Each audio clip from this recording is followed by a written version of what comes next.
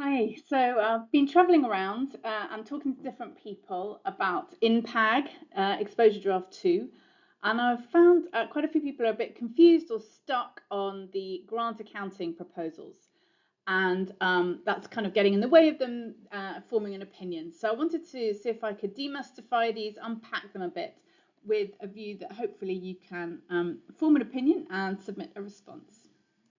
So when it comes to accounting for grants, the key driver is the contents of the terms of the grant agreement or the contract.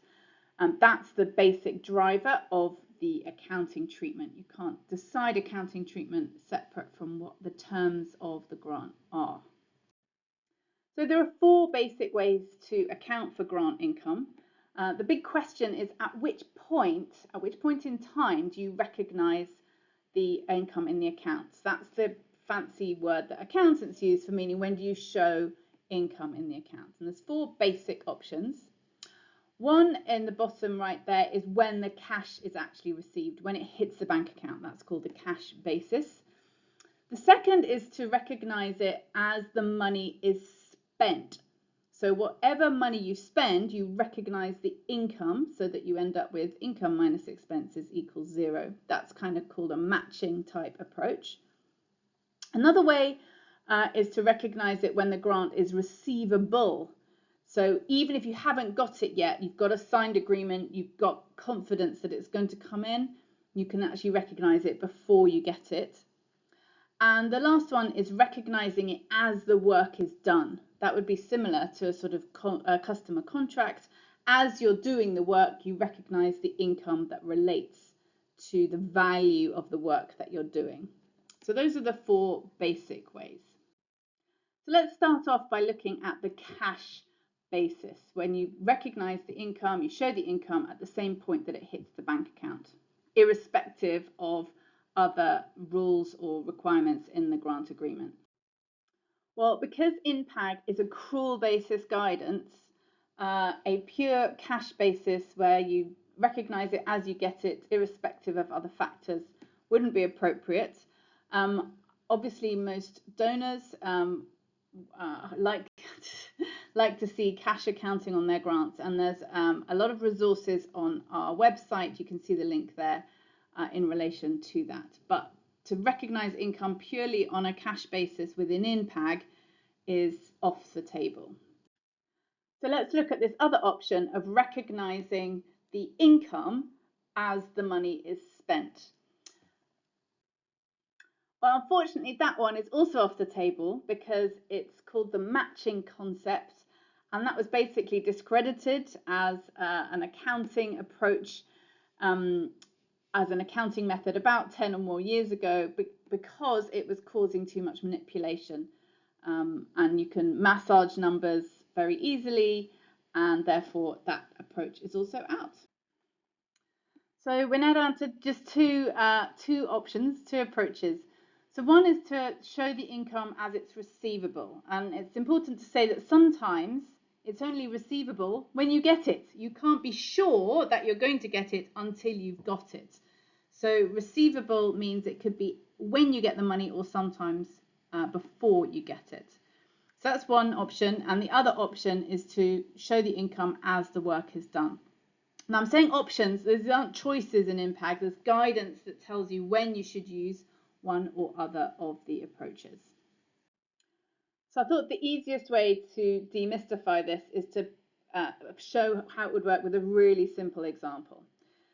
So this is a donor agreement, and it's $100,000 for two specific activities.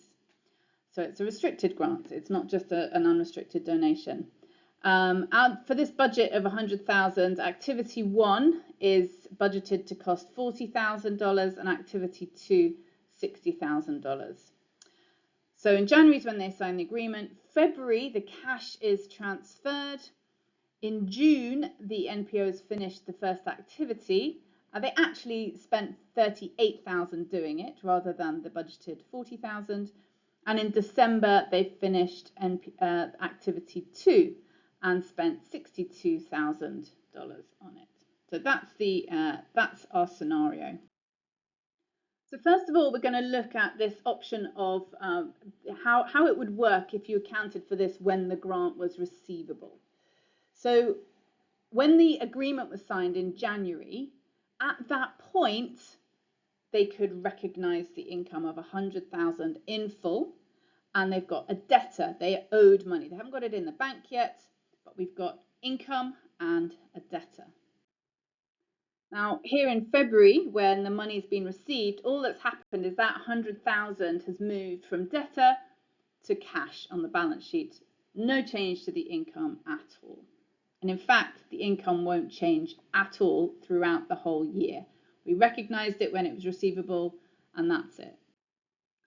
Next of all, we can see in June that they'd spent $38,000 finishing activity 1. So you can see their expenses of 38,000, which gives a surplus of 100 minus 38 was 62. The cash balance has also gone down to 62,000, and so the fund balance is also 62,000. When we get to December, another 62,000 has been spent. So the expenses for the whole year is 38 plus 62, that's 100,000. You can see the income of 100 minus the expenses of 100 brings us to a surplus of 0, and the cash has also all been spent, and the fund balance is 0. Now we're going to compare this alongside it with the other approach and see how they differ from each other. So we can see that when this agreement is signed, on the receivable version, we could recognize that income when it was signed. But if we're doing the work is done approach, no work has been done, so we can't recognize any income. There's also nothing in the bank yet and no debtor. Just nothing in the accounts at the point in January. Now in February, when the money is received, we still can't recognize the income because we haven't done anything yet, but we obviously have got the cash in the bank. So because we can't recognize the income, we recognize a creditor or a liability. It's also called deferred income. And you can see that there is the minus 100,000. So they can start seeing the differences here. We've got the money in the bank, but we are not recognizing any income yet. Now let's look at June. So the activity 1 has been finished. In the other example, the full amount of the income had been recognized when we signed the contract. But in this example, we've done activity 1 and we can recognize the 40,000, which is the estimated value of that activity. We still only spent 38,000. That didn't change, which means we've got a surplus of what we've earned, if you like, in terms of the value of the activity we've done, minus the expenses that we've incurred. Similarly, our cash likewise is at 62,000. Our creditor balance has gone down from 100 minus the 40 that we've brought into income, which leaves us with a creditor balance of 60. This way you can see we get a surplus of just 2,000, which shows that we've earned some income, we've spent some money, and we've made a little surplus on that activity. Whereas on the other side, it just shows what we got minus what we spent as the surplus balance. Now, when we get to December, you'll see things look pretty similar, exactly the same. So what's happened is we've recognized another 60,000 of income based on having finished activity 2. So the 40 that we recognized before plus the 60 brings our income to 100. Our expenses, we had spent 38, now we've spent another 62, so we've also got 100 in expenses. Our cash is all gone and our creditor balance has gone down to 0 because all the income has been released. Now, obviously, that example is really simple. It's as if the grant year and the financial year are the same. It's as if you spend every penny. There's a lot of complexities that I haven't dealt with, but I wanted to just show the fundamental difference in timing between those two approaches. Now, this is quite a hot topic, and there's a few factors that we've been considering very strongly as we've been thinking about the different approaches. So the first and probably most important is the readers of the financial statements. These financial statements need to be understandable by accountants, by non-accountants, I mean. And the income accounting that you do has a big impact on some numbers that users might look at. So the first is liabilities. When a user looks at the financial statements and looks at liabilities, they're often wanting to answer questions about risk and liquidity and things like that. The second is a surplus, and sometimes users, I would say wrongly, look at the financial statements to try and get a sense of performance. Like if you've got a surplus, big surplus, then maybe you're not spending all your money. And if you've got a big deficit, well, maybe you're not managing well. And in fact, that might not be the case. But surplus is a number that users look at. The third one here is the fund balances, especially the unrestricted fund balances. And they look at that to discern health and resilience of the organization. So that's one factor. Another factor is thinking about it from the angle of the preparers. And what we've heard really is that they're most keen to have clarity and practicality. They don't want ambiguity and having to spend hours interpreting each grant and arguing with the auditors about how to treat it. There's also this aspect of simplicity, keeping it simple, considering the capacity of all MPOs, but especially smaller MPOs, that if it's too complicated, it just becomes impossible to implement. The third really important factor is accounting concepts, and we can't change these. These are written in stone. So the technical definition of a liability is really important here, and it's sort of technical language, but it says that income can only be deferred. We can only put it on the balance sheet as a liability if there is a present obligation. Now that can't be changed. So what the conversation becomes is really, how do we know when we have a present obligation in the context of grants? Donors, important factor to consider. They're keen to have reconciliation and assurance, and where possible, consistency with the donor reports. That's their sort of primary concern from what we've heard. And finally, sector trends. I'm sure you've probably been hearing about conversations about localization and accountability as hot topics in the sector at the moment. How can we best support, best practice in grant making with our proposals? We don't want to be stuck in the past. We want to be future friendly with whatever proposals we come up with. So those are just gives you a flavour of some of the factors that we have to feed in as we're thinking about what to put into INPAG. So when Exposure Draft 2 was issued, my CEO, Christine So, she's the CEO of Humentum, she said this: accounting for grants opens up questions about risks, liabilities, rights and obligations, which are fundamental to shifting power in the sector and localization. The proposals create a fantastic opportunity for the accountants, lawyers, compliance folk, local organisations and thought leaders in this space to come together and consider the implications.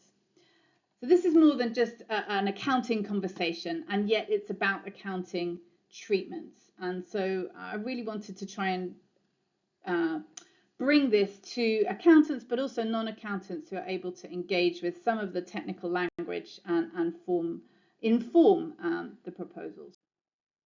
So one of the conversations that's happening around localization is this need for equitable partnerships when we're talking about shifting power. And if you think of a sort of old-fashioned grant agreement, it's the donor has rights and the recipient has obligations. That's what it feels like. But in an equitable partnership, both the grant provider and the grant recipient have rights and obligations. And that's the sort of language that we've built into INPAG. Both parties should have rights and obligations. Now, of course, there is a vast spectrum of practice in the ways that grants are made, the different types of terms and conditions, grant making philosophy, and hopefully there are new types and ideas and innovative grant practice out there as well. Now, to try and keep things simple, we have gone for a binary classification of all the different types of grants. That doesn't mean that grant making has to become more simple. It just means that for the purposes of understanding whether your grant is treatment 1 or treatment 2, we want to try and simplify that. So there's only 2 types of accounting treatment. Therefore, there can only be 2 classifications of grant in INPAG, and we need to find a way to help people discern whether the grant they're looking at is one or the other. So what are the different types of grant arrangement in INPAG? Basically, it's either an enforceable grant arrangement or it's not. That's the binary. So an enforceable grant arrangement, that's an EGA, or if it's not that, then it's an other funding arrangement, an OFA. And in this case, the EGAs, these enforceable grant agreements, are the ones that are recognized using this deferral approach when the revenue is recognized as the work is done, as the deliverables are satisfied, as the obligations are met, if you like. So that's the one where we were recognizing 40,000 when we'd done activity 1 and recognizing the 60,000 when we'd done activity 2. The other type of the other funding arrangements, all other ones, and in that case, that's when we use the other approach. We're recognizing the revenue as soon as the MPO controls the resources, which might be just before the resources have come in or when they're received, basically when they're receivable. So let's have a look at what it means to be an enforceable grant arrangement, because this is a very critical definition in INPAG. So in order to meet the criteria, both parties to that grant arrangement have to have both rights and obligations. So it needs to be a grant that is enforceable through legal or equivalent means. Crucially, it must contain one or more enforceable grant obligations or deliverables, the things that the NPO has to do in order to have a right to have the income.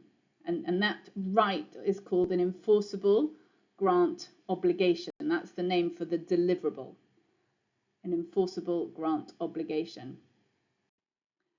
So let's unpack this term EGO, enforceable grant obligation, because it's really important. It's basically the required deliverables that are in an enforceable grant arrangement. It's not the same as a restricted. It's not the same thing as you've been given money for a particular purpose. Although the understanding is that all EGAs would be restricted, it's not also the case that all restricted grants would be EGAs. It's tighter than that. So in this case, the required deliverables are the grant recipient's undertaking to achieve a specified outcome, carry out a specified activity, use the resources internally for a specified purpose, or transfer resources to a service recipient. And that's the term that we've used. In some cases, it's a beneficiary, but that's obviously a term that the sector is moving away from for all the right reasons. And service recipient is the term that we're using. Now, crucially, where this EGO exists in a grant arrangement, it creates a present obligation for the grant recipient. If you remember from a couple of slides back, that's the technical term that accountants use for when there's a liability. There, you have to recognize a liability because there is a present obligation. Likewise, the grantor has the opposite side of that. It has a grant fulfillment right. It's like a contractual duty, if you like, but it's different just to saying, I promise I will spend money on this activity. It's saying, I promise I will achieve this activity. And that's quite a subtle difference. So there's quite a lot of jargon and different terms here. So I want to try and unpack this in some plain language that hopefully will resonate a bit more. So enforceable grant arrangement, or EGA, you could think of that as a mutually enforceable award. So it could have the name of a grant or a contract on it actually, but it's mutually enforceable award that includes required deliverables. That's really important. Then the enforceable grant obligations are those required deliverables within an award. Sometimes they're called milestones. It's important that there are consequences for non-delivery. And what's really important, not to confuse them here, is that these are not compliance obligations like submitting financial reports or having certain procurement procedures or something like that. These are not just a requirement to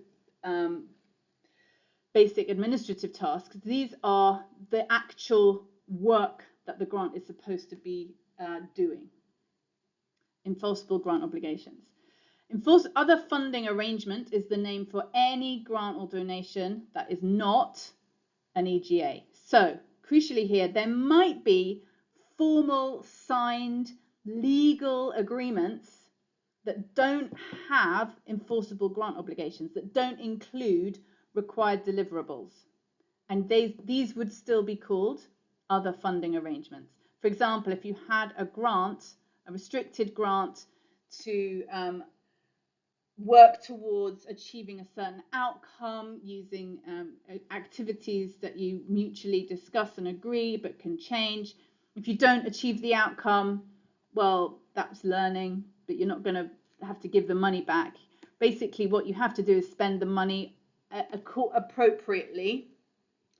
That's an other funding arrangement if it doesn't have required deliverables, even if some of these compliance obligations are enforceable. So you can't just, spend it on anything. But if you spend it in good faith on the right things, but the outcome isn't achieved, well, then maybe that could still be an other funding arrangement. So I think there's some complexity and some nuance here. Just because something isn't an enforceable grant obligation doesn't mean that it can't be part of a formal legal arrangement.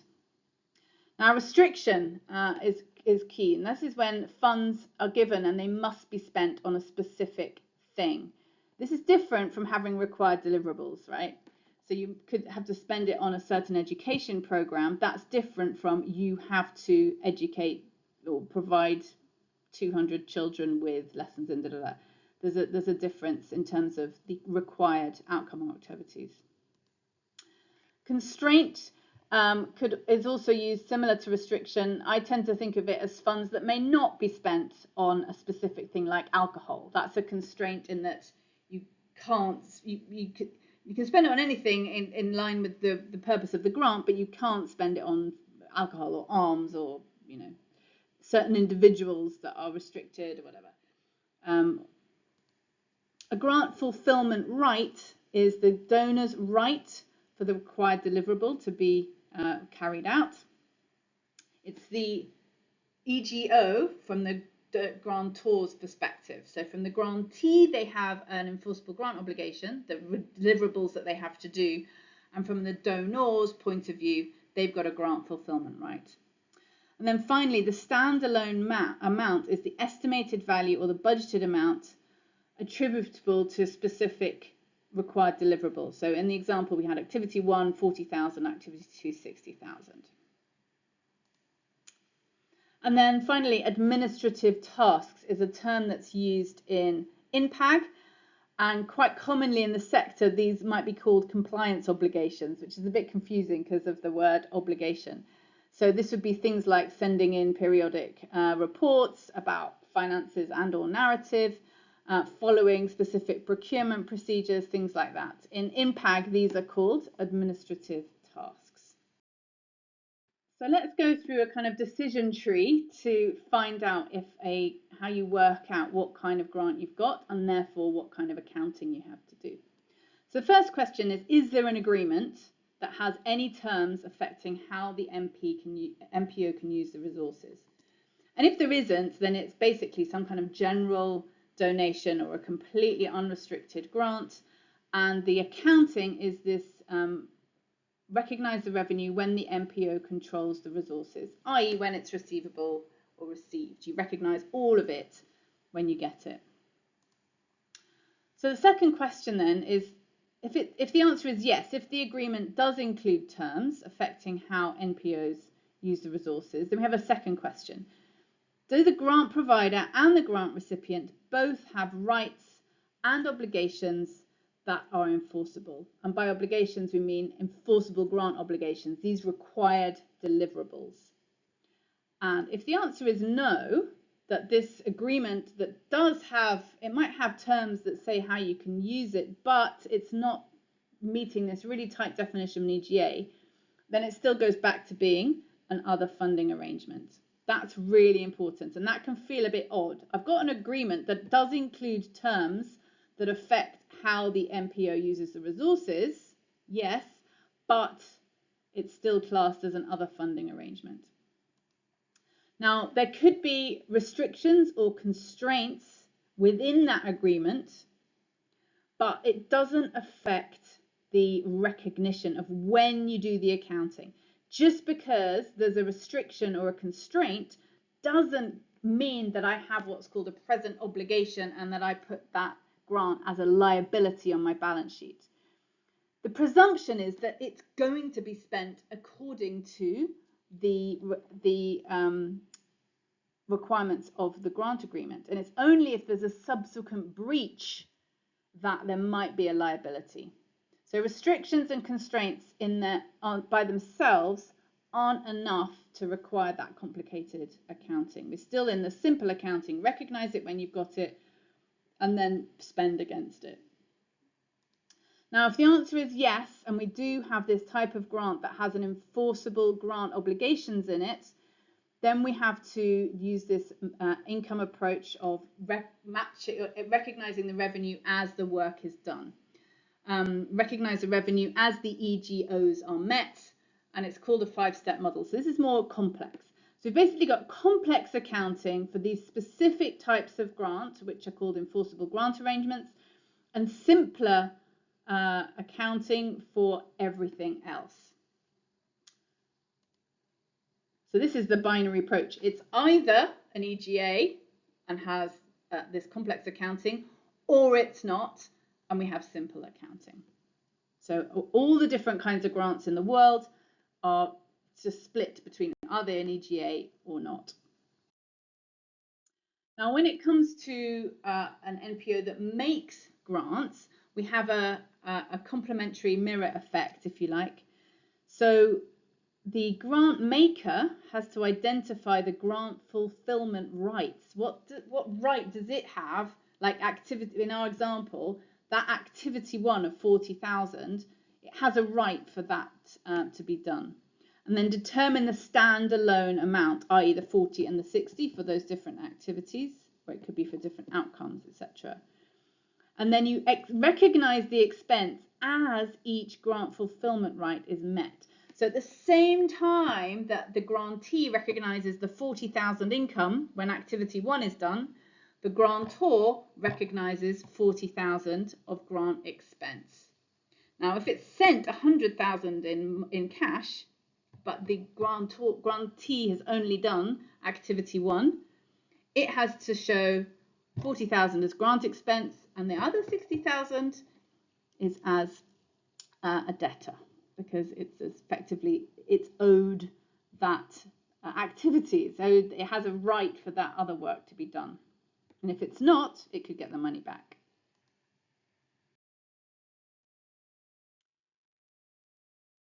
So this has some really significant practical considerations. In these EGAs, these very specific types of grants, there must be rights and obligations on both parties. And it needs to be really clear in the agreement that there are rights and obligations and what those rights and obligations are. So there also needs to be clarity over consequences. What happens if the grantor doesn't pay when they're supposed to? What happens if the grantee doesn't deliver?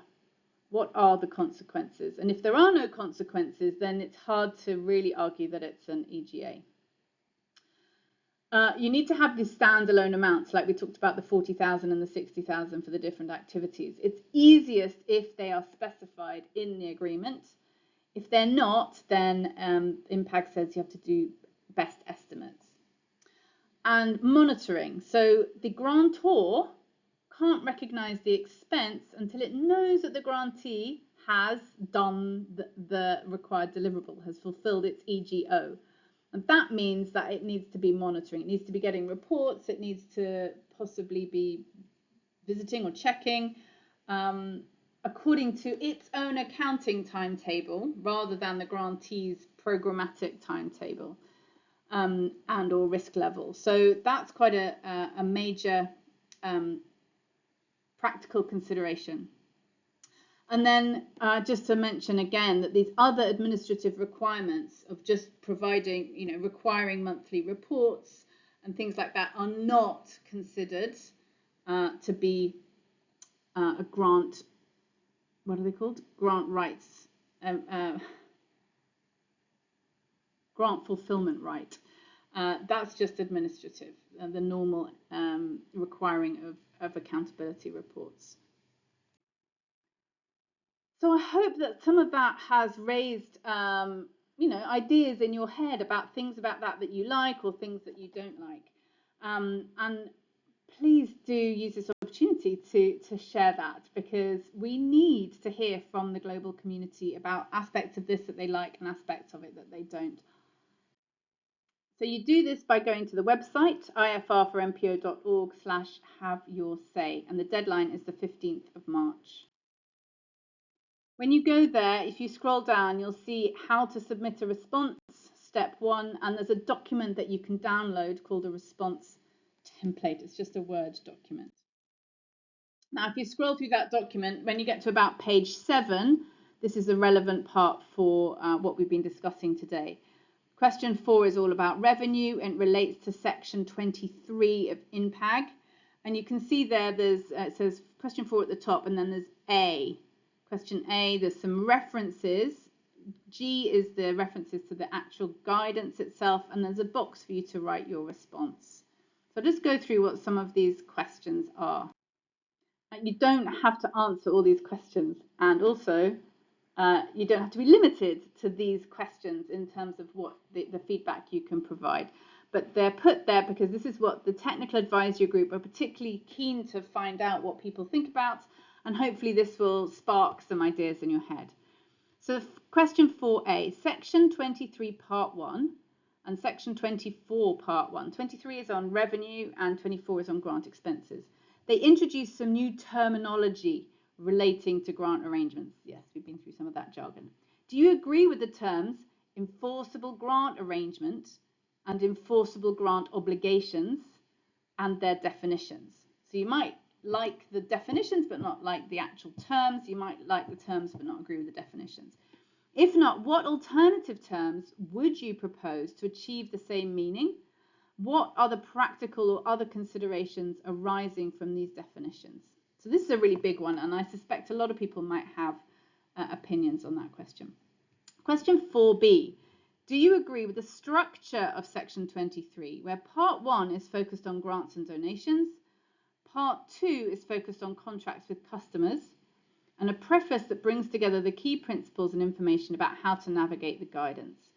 So sometimes basically the accounting treatment for contracts with customers is the same 5-step model as the accounting treatment for EGAs, which are grants. And we debated long and hard about how to sort of organize it in the section. But you can see there, that's the explanation of how we've ended up. But do you agree with that? Is that a helpful structure to the section so you can find your way around? And then question 4C. Do you agree that revenue is only deferred where the grant has a present obligation in relation to the revenue received? What other circumstances could revenue be deferred, and what's the conceptual basis for this proposal? So if you're somebody who likes the idea of matching, or you like the idea of if a grant relates to a future year, you'd want to defer it, things like that, this is your place to say what you would like and why, and what's the conceptual basis for it. Because as we mentioned, the accounting concepts that we've tried to apply is that you can only have a liability if you have a present obligation. So we're trying to unpack and see if there are any objections to that. So then question 4D, the revenue recognition model for enforceable grant arrangements requires that revenue is allocated where there is more than one enforceable grant obligation. Like if we had activity 1 and activity 2, that 100,000 was allocated to the 40 and the 60. Do you agree with the allocation methods identified? I haven't talked about them in this video, so you could look at that in more detail. If not, what methods would you propose? What are the practical considerations? And then questions, I've missed some out because these are the ones that I think are most pertinent to the issues I've talked about in this video. Question 4H, do you agree that administrative tasks are generally not separate individually enforceable obligations? i.e. they're not required deliverables. They're rather a means to identify or report on resources in an enforceable grant arrangement. If you don't agree, provide examples where administrative tasks are an enforceable obligation. Then we're into question 5 is about section 24, which is on grant expenses when a grantor is making grants. Do you agree that all expenses on grants and donations can be classified as either an enforceable grant arrangement or as an other funding arrangement? Basically, do you agree with this binary classification approach? If not, provide examples of which expenses or donations would not fit into either of these classes. So this is again from a grant maker's point of view, but it would also work from a grantee's point of view. Can you think of examples of grants or donations that really don't seem to fit into either box, either of those binary boxes? If they don't feel comfortable in either, we'd really like to know about that.